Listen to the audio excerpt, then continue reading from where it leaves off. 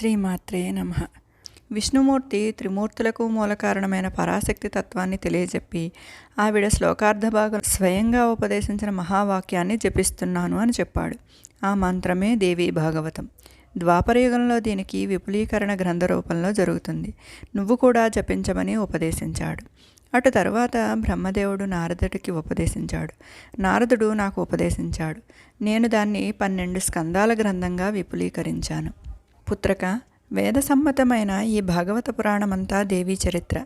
ఇది తత్వశాస్త్రం, ఇది ధర్మశాస్త్రం, బ్రహ్మ విద్యా నిధానం, సంసారార్ణవతారకం, అజ్ఞాననాశకం, జ్ఞానప్రకాశం, శాంతి సుఖదాయకం, దీర్ఘాయుష్యకం, చదివేవారికి వినేవారికి శుభప్రదం. ఇదిగో స్వీకరించు.